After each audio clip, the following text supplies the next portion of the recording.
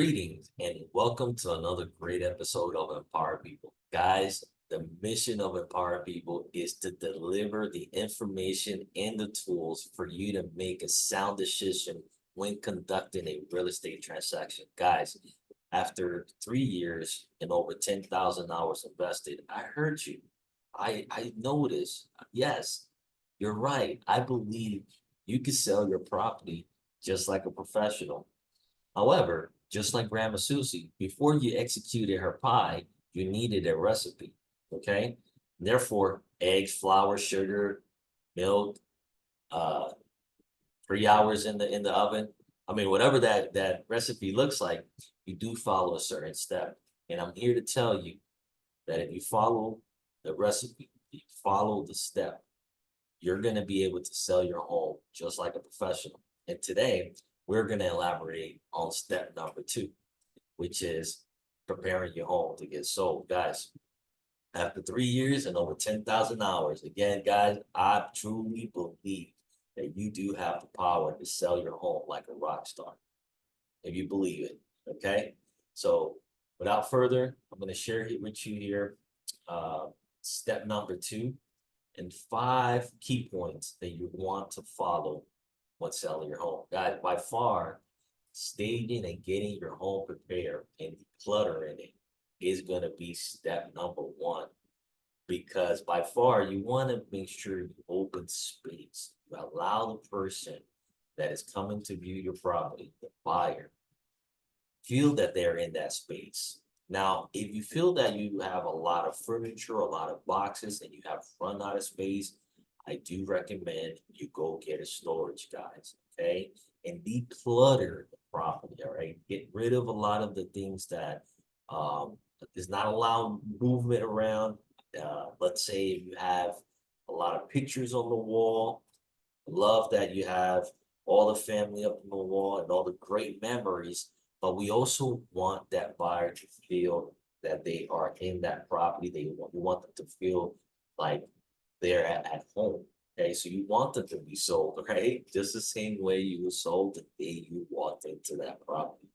So taking down some of those frames from the wall, decluttering, moving furniture around. If you have too much furniture, try to consider getting rid of some of the furniture. If you're considering a lot of the items, you might not need them.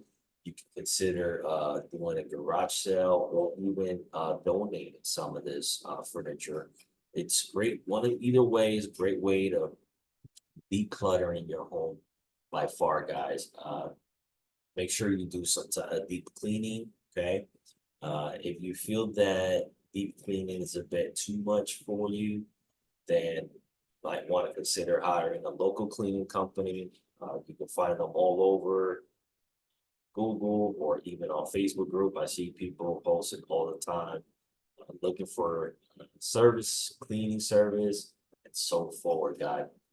Now, on point number two, we're going to discuss make the necessary repairs. Guys, if you're not a handyman, if you don't understand in depth what it takes or having the eye for spotting the repairs and the needs, I do recommend you hire an inspector. By far, an inspector is going to give you a full 50-page report. I mean, I've seen them at 60-page long. These guys are really professional on their job.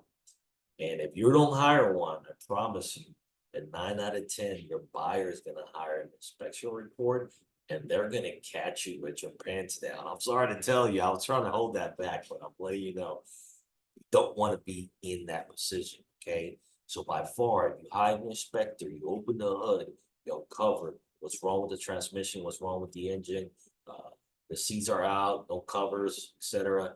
Overall, you want that inspection because that is going to determine what repairs you're going to need. You can focus on the big ticket items. You can hire actually a local contractor to target some of these big ticket items. But if you decide not to touch any of those items, guys, just be mindful with the buyer, make them aware of the repairs so that way there's no surprises. In addition to that, you might say, hey, Mr. Buyer, because I didn't take care of these ticket items, I'm going to give you credit at closing. And that might stimulate them because now they can implement some of their ideas in the repair use of the credit you're giving them.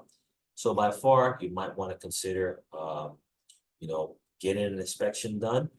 And if overall, if you don't want to get an inspection done, just make sure the big ticket items are taken care of, like the roof, there's no leak, the air conditioning is working, there's no water leak, the electrical, and so forth. And those are big ticket items. A lot of buyers are going to be assessing for them, all right? They're going to get the inspection report. I highly recommend any buyers that's listening to this, get an inspection report, open the hood, know what you're getting into, so don't be surprised later on, okay? Now, on step number 3, that will be to stage your home, guys. Staging your home is crucial. Uh, I've been to many new constructions, and I have to say, every time I go there, it is like eye-catching. I fall in love with the art, the decor, the books. I mean, they really planned this out extremely well, very professional. I personally don't have those kind of key eye skills for decorating and color or not even, I mean, I don't even understand the fashion, the colors. I like it, I put it on.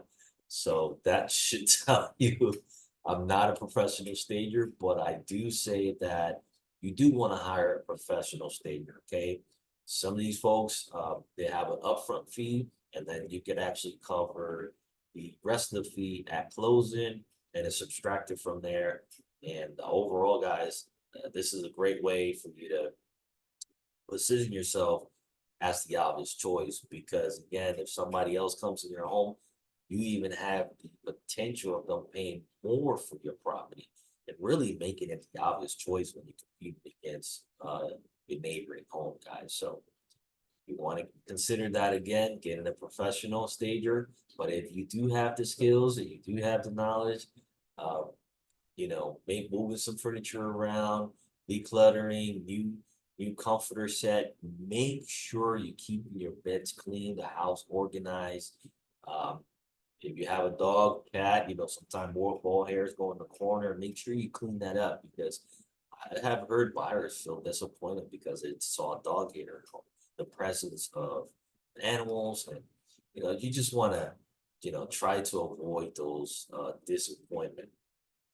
Now, let's move on to point number 4, guys.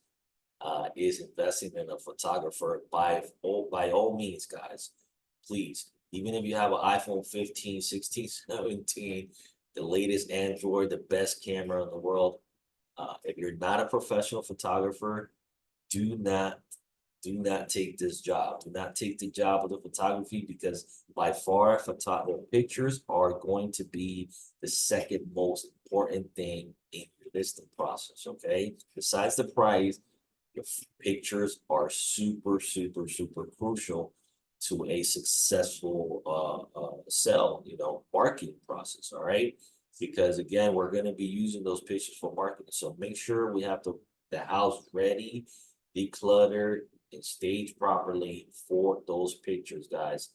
If you ever pull out your own phone, you're gonna probably do a disservice to yourself. So don't do it. Don't try to save a couple of $100 to do it yourself on this one, please. Okay.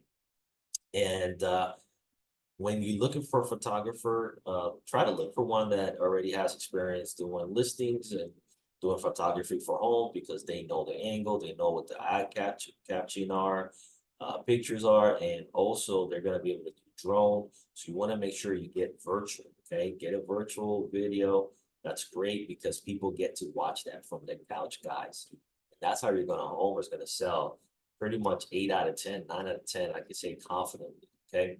So with that, we're going to move on to number 5, which is consider a lockbox for showing, guys.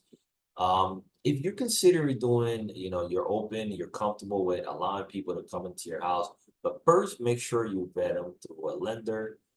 If you don't have a lender, please drop your comment, your location. I might be able to help you find a lender in your area.